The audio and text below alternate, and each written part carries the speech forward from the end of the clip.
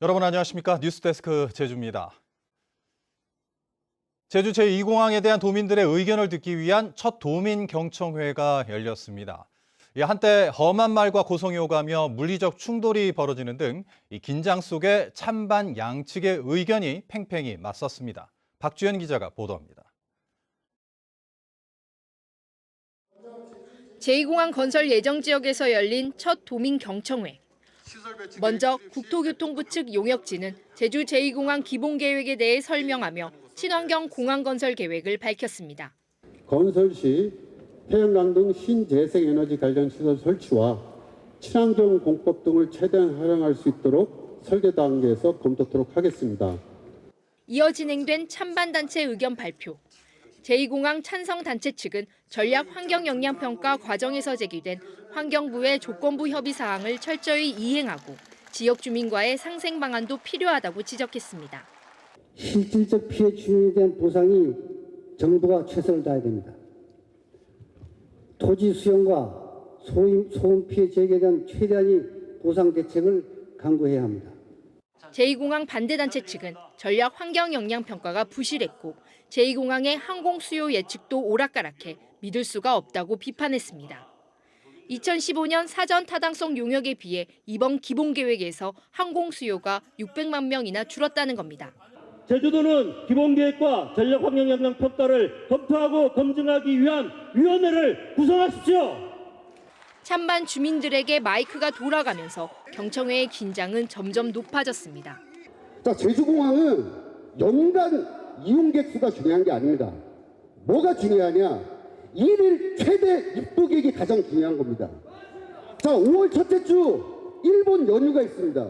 중국 품절이 있고 공항이 생겨서 택감에 부딪히면 그건 추락하고 맙니다. 그게 조류 충돌 방지법이라고 이걸 다 없애기 위해서 수산 땅, 마을 땅, 그리고 나무, 산키로 인해 살얼음판을 걷는 듯 팽팽한 긴장 속에 이뤄지던 경청회는 찬반 양측 주민 사이에 험한 말과 고성이 오가며 한때 물리적 충돌이 벌어지기도 했습니다.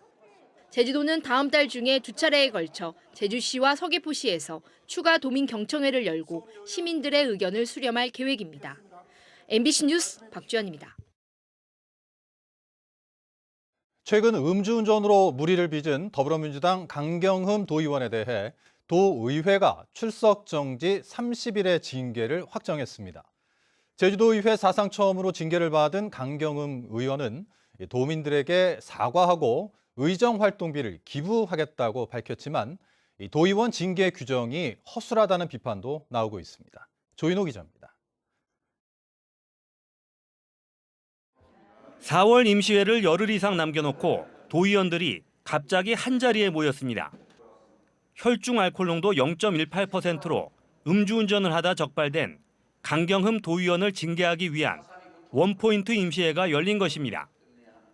도민에게 솔선수범을 보여야 할 도의원이 무리를 일으킨 점에 대해서 의회를 대표하여 도민 여러분께 송구하다는 말씀을 드립니다. 징계 관련 회의는 비공개하는 규칙에 따라 취재진이 모두 퇴장한 가운데 사상 처음으로 비공개 본회의가 진행됐습니다. 출석 정지 30일과 함께 공개 회의에서 사과하라는 징계 안건은 찬성 31명에 반대 8명으로 통과됐습니다. 강경흠 의원은 곧바로 공개 사과했고 자숙과 반성의 의미로 3월과 4월 의정비 1,000만 원은 모두 반납하고 적절한 곳에 기부하겠다고 밝혔습니다.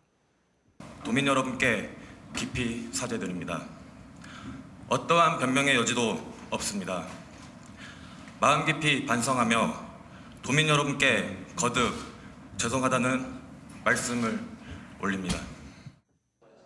하지만 도의원 징계 규정이 허술하다는 비판은 여전합니다. 국회의원은 출석 정지가 최대 90일이고 경고나 사과 징계만 받아도 수당이 삭감되지만 제주 도의원은 출석 정지가 최대 30일인데다 의정비를 삭감하는 규정은 전혀 없기 때문입니다. 국민권익위원회가 올해 말까지 제도 개선을 권고했지만 법적인 구속력은 없어 도의회가 스스로 징계를 강화할지 관심이 쏠리고 있습니다. MBC 뉴스 조은우입니다.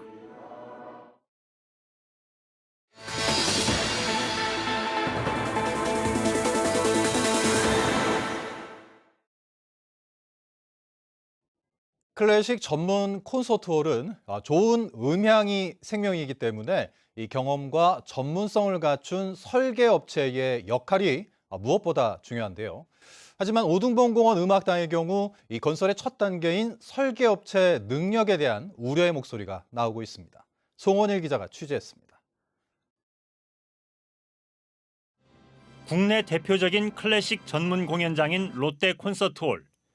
일본의 세계적인 음향 설계 업체인 나가타 어쿠스틱스가 참여했습니다.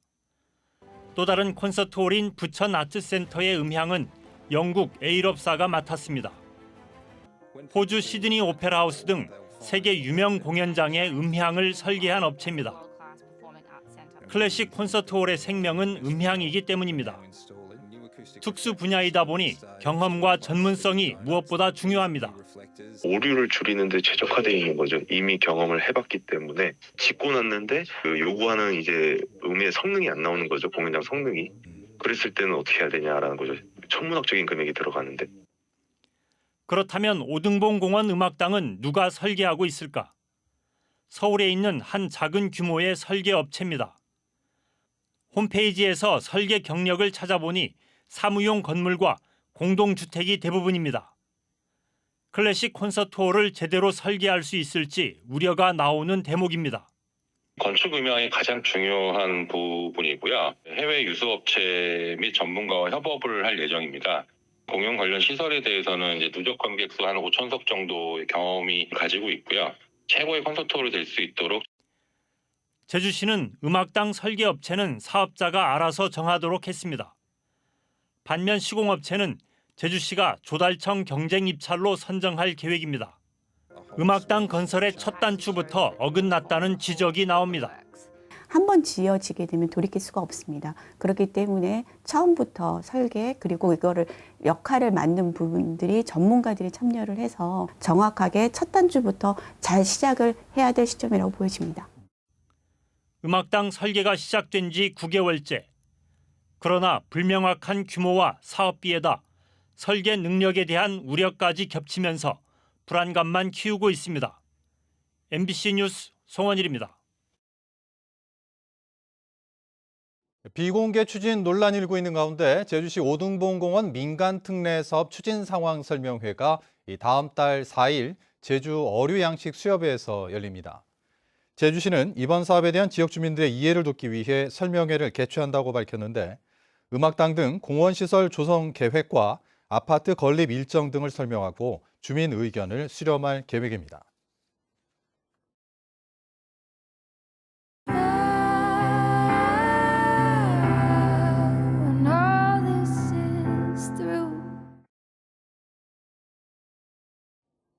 (4.3) 당시 불법 군사재판으로 부모를 잃고 제주를 떠나야 했던 아이들도 적지 않았습니다. 이 낯선 타향에서 부모 없이 살아가야만 했던 이 아이들의 삶은 얼마나 힘겨웠을까요? 이제는 할머니가 된 딸의 마지막 소원은 한 가지뿐입니다. 김찬현 기자가 보도합니다. 김성자 할머니가 70평생 소중히 간직한 사진 한 장. 사진 속 젊은 청년은 얼굴조차 기억 안 나는 아버지입니다. 이 사람들 다 데려가서 다 잡혀갔다대요. 모릅니다. 아버지 얼굴도 모르고 사진 보니까 우리 아버지인가 보다 지요. 생각이 원 안 납니다.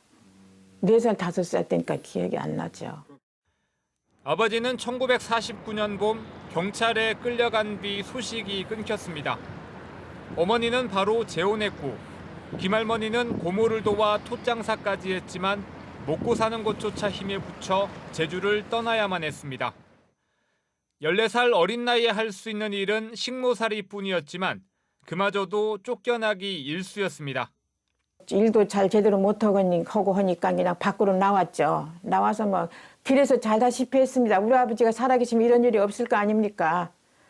어렵게 자리 잡은 타향에서의 삶이었지만 그마저도 쉽지 않았습니다.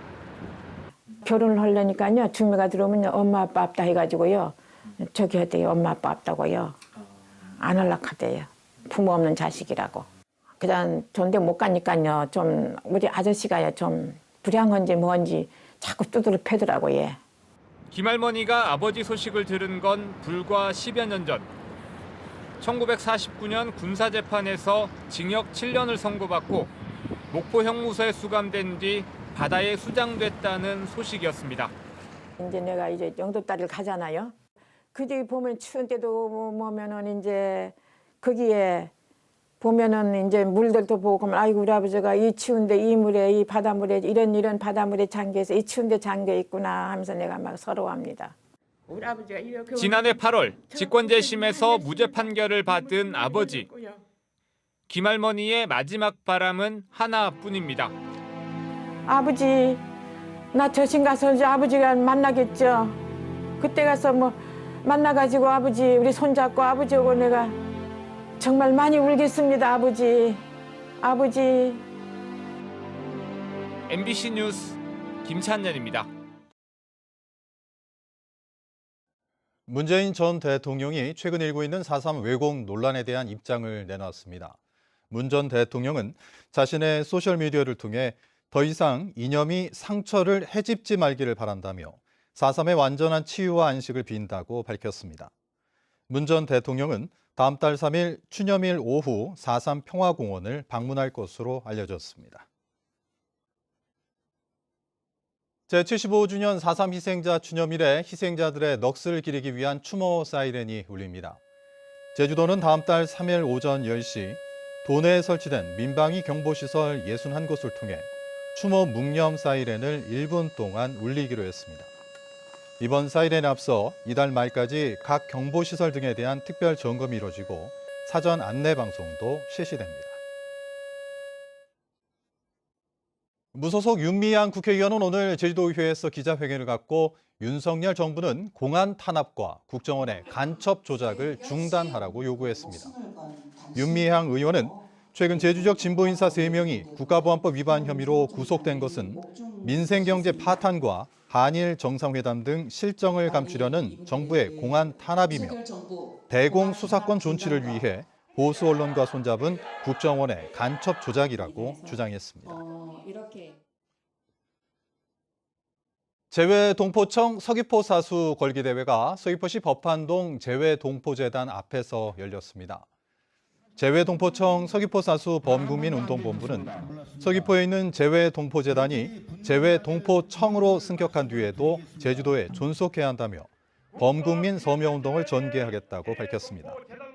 재외동포청은 올해 상반기에 신설되며 인천과 광주 등이 유치를 희망하고 있습니다. 제주지검 형사 3부는 판사와 검사에게 로비해주겠다며 지인에게 돈을 가로챈 혐의로 40대 남성을 구속해 재판에 넘겼습니다.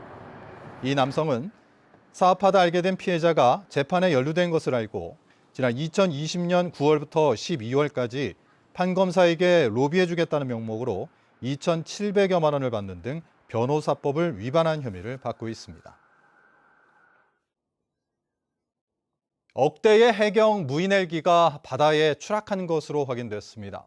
서귀포 해양경찰서에 따르면 지난 4일 오후 3시 20분쯤 이어도 남서쪽 142km 해상에 있던 서귀포 해경 5,002함에서 무인 헬기 한 대가 훈련 중 바다로 추락했습니다. 이 무인 헬기의 가격은 1억 5천만 원 정도로 해경은 내일 사고조사위원회를 열어 정확한 원인을 규명할 예정입니다. 뉴스데스크 제주 마칩니다. 시청해주신 여러분 고맙습니다.